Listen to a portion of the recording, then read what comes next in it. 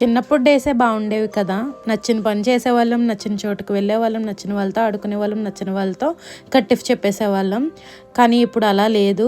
మంచి ఫుడ్ తినలేకపోతున్నాం, మంచిగా దేవుడితో టైం స్పెండ్ చేయలేకపోతున్నాం, ఎలాంటివి చేయలేకపోతున్నాము. ఆఖరికి దేవుడిని దర్శించుకోవాలన్నా టైం కుదుర్చుకోవాల్సి వస్తుంది.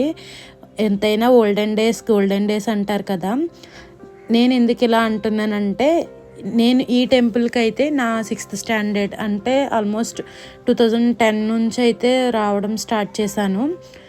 అప్పటికి ఇప్పటికి చాలా అంటే చాలా డిఫరెన్స్ ఉంది టెంపుల్లో కానీ, మొత్తం నేను వెళ్ళే విధానంలో కానీ. మేమైతే చిన్నప్పుడు ఈవినింగ్స్ సంధ్యాహారతులకు వెళ్ళేవాళ్ళం, బాబా భజనలు చేసేవాళ్ళం, చాలా అంటే చాలా చేసేవాళ్ళం. ఇప్పుడు అవన్నీ చేయడానికి టైము లేదు, చేసే ఓపికలు లేవు. అలా అని చెప్పి మనం ఏమైనా బిజీ అంటే అబ్బే అదేం లేదు. కానీ కుదుర్చుకుని వెళ్ళే సిచ్యువేషన్కి వచ్చేసామన్నమాట మనమందరం. నేననే కాదు, ఆల్మోస్ట్ అందరూ అదే ఫేస్ చేస్తున్నారు.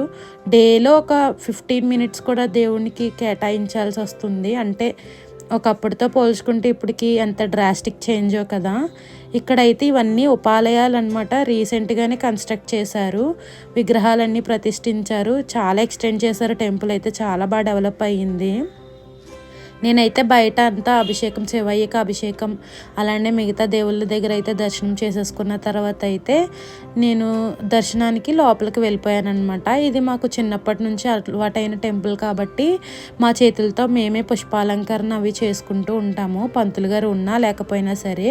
పంతులు గారు కూడా చాలా ఫ్రెండ్లీగా ఉంటారు. అంటే దగ్గరుండి కూర్చోబెట్టి అర్చన అది చేయించి ప్రసాదాలన్నీ ఇచ్చి అప్పుడు పంపిస్తారనమాట. సో నేనైతే ఇక్కడ దర్శనం అంతా కంప్లీట్ అయిన తర్వాత అయితే ప్రసాదం తీసుకుని ఇంటికైతే వెళ్ళిపోయిన తర్వాత అయితే బ్రేక్ఫాస్ట్ చేసేసాను. ఆ బ్రేక్ఫాస్ట్ క్లిప్ కూడా యాడ్ చేశాను.